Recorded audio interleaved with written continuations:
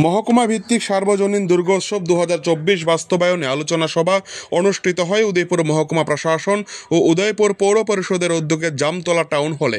এদিন প্রথমে স্বাগত ভাষণ রাখতে গিয়ে মহকুমা শাসক ত্রিদীপ সরকার বলেন, যে সমস্ত ছাত্রছাত্রী একা অথবা পিতামাতার সাথে ভাড়া থাকে এবং ভাড়া থেকে পড়াশোনা করছে তাদের কাছ থেকে কোনো প্রকারের চাঁদা সংগ্রহ করা যাবে না। পূজা কমিটির সভাপতি ও সেক্রেটারি তাদের সদস্যদের সংবেদনশীল করবেন এবং কোনো প্রকারের ঝামেলা থেকে বিরত থাকবেন। কোনো পরিবারকে চাঁদা দানের জন্য ক্লাব প্রাঙ্গণে আসতে বলা যাবে না এবং ব্ল্যাঙ্ক চাঁদা রসিদ দেওয়া যাবে না।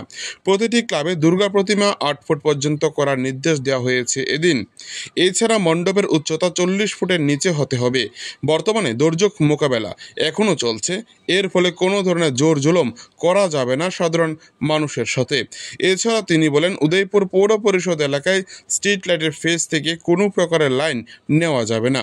এদিন মহকুমা শাসক ও পৌর পরিষদের উদ্যোগে ডাকা এই আলোচনা সভায় উদয়পুরের হাতে গোনা কয়েকটি ক্লাবের সদস্যরা অংশ নেন।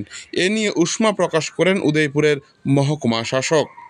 উদয়পুর থেকে নিজস্ব প্রতিনিধি রিপোর্ট, টিভি 100 বাংলা।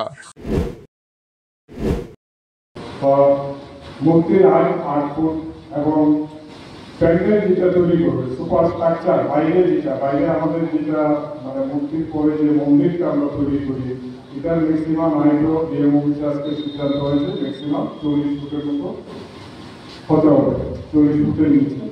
তারপরে আপনারা জানেন যে আমাদের গত বছর ময়নাতে একটা রথ নিয়ে যখন শিলাযাত্রা হয় তখন একটা অ্যাক্সিডেন্ট হয়ে গিয়েছিল, পাওয়ারের সঙ্গে কানেকশন হয়ে রয়েছে।